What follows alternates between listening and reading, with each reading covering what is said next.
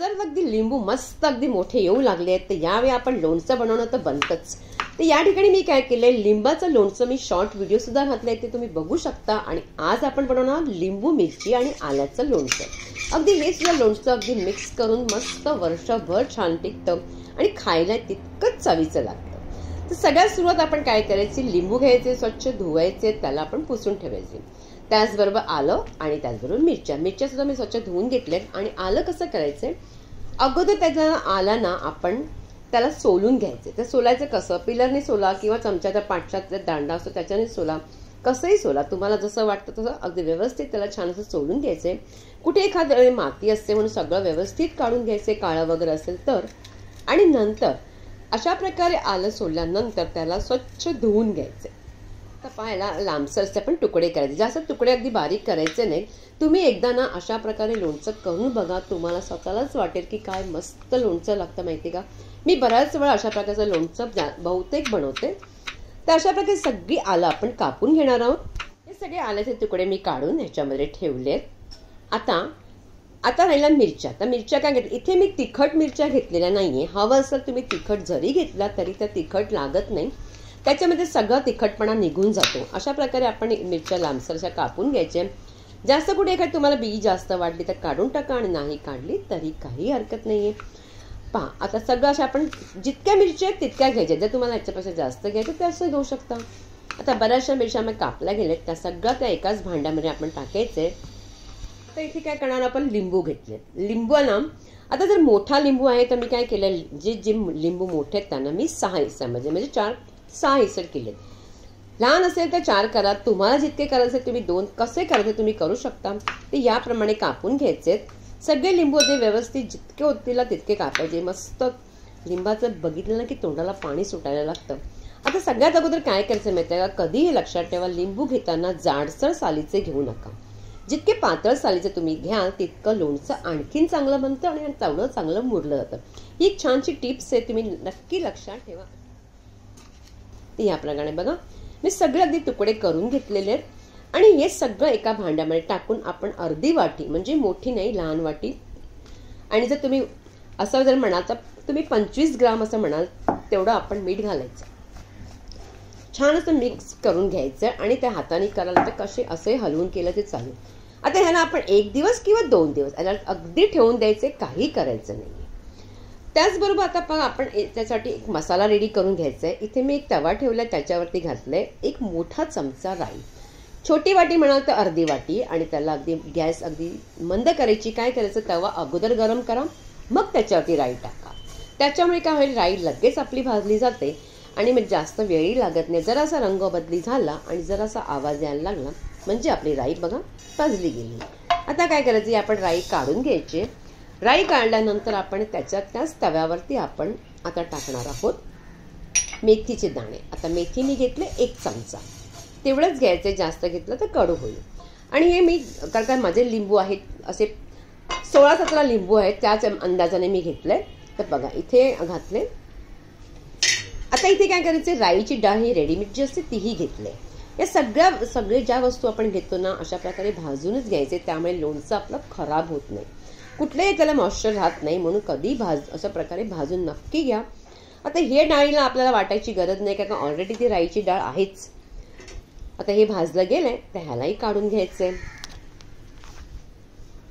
ती जी राई आणि मेथी दाणे त्याला आपण चांगलं असं वाटून घ्यायचं. अगदी पावडर करायचं नाही, थोडंसं म्हणतात ना अगदी थोडंसं आपण पल्स मोडवरती म्हणजे बंद चालू करतात त्याप्रमाणे करून घ्यायचं.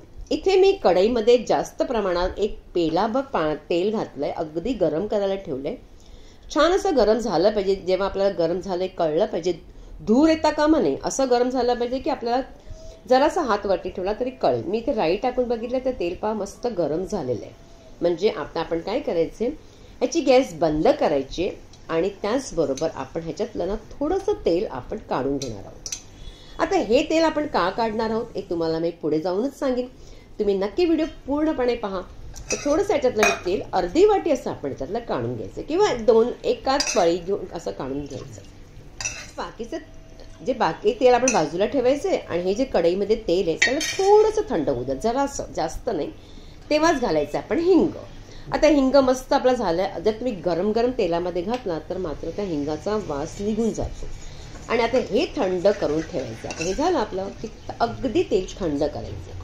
हे मी तेल अगदी अर्धा तास ठेवलं तर मस्त थंड झाले. आणि ही जी राई आणि मेथीची डाळ आपण वाटली होती ती घालायची. हळद 1 चमचा घालायचे. त्याचबरोबर घालायचं लाल तिखट. इथे मी बेडकी मिरच्या वाटून घेतल्या होत्या. त्याचबरोबर दुसराही तिखटवाला मिरच्या घेतल्या होत्या.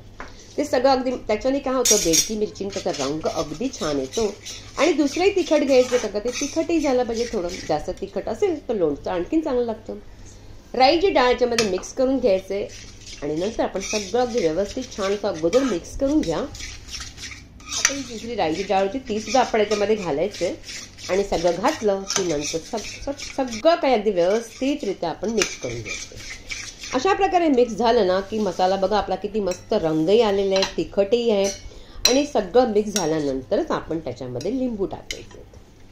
आता हे जे लिंबू आहेत त्याचे आपण काय करायचं, त्याच्यामध्ये आता पाणी चांगलं सुटलं असेल, अगदी ते मिठाला पाणी सुटतं आणि लिंबूही आंबट असल्यामुळे तर काय करायचं, वरच्यावर अगोदर काढून घ्यायचे. आपण सगळे लिंबू, आलं, मिरच्या सगळं अगोदर काढून त्या कढईमध्ये टाकायचे. अशा प्रकारे सगळं काढायचं. अगोदर पाणी टाकायचं नाही. अगोदर सगळं काही काढून अगोदर मिक्स करायचं त्याला. आणि थोडंसं राहिलंच हे पाणी अगदी थोडंच आहे.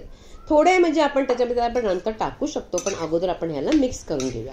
एखादे पाणी याला मिक्स झालं आणि जास्त पाण्याची गरज पडली नाही तर आपण घालायचं नाहीये. तर पाहूया आपलं छान असं बघा अगदी मसाला अगदी छान अगदी मस्त अगदी लागलेला आहे. अशाच प्रकारे ना तुम्ही एकदा लोणचं नक्कीच करून बघा, तुम्हाला खूप आवडेल. आता हा आपला मसाला लागलाय तर जरासंच पाणी राहिलंय, म्हणजे 1च चमचा राहिलं होतं पाणी, तेही घातलंय. ते सुद्धा आपण छान असं मिक्स करायचंय. जेमतेम आपलं लोणचं रेडी झालंय. तुम्ही हवं असतं जरासं खाऊन बघा. जर तुम्हाला मीठ कमी जास्त वाटलं तर मात्र तुम्ही मीठ त्याच्यामध्ये आणखीन घालू शकता. मी मीठ अगोदर जास्त घातलंय म्हणजे मला गरज पडली नाही. आणि मी इथे घेतले लिंबू, 3-4 लिंबू घ्यायचे. त्याच्यामध्ये लिंबाचा रस सुद्धा घालायचा. त्याच्याने ना आणखीन त्याची चव वाढते आणि लवकर लोणचं आपल्याला खायला सुद्धा मिळतं. हे सगळं लोणचं आपलं मस्त असं पहा किती छान झालेलं आहे, काहीच कुठे लागलेलं नाही. छान असं आपलं लोणचं रेडी झालंय.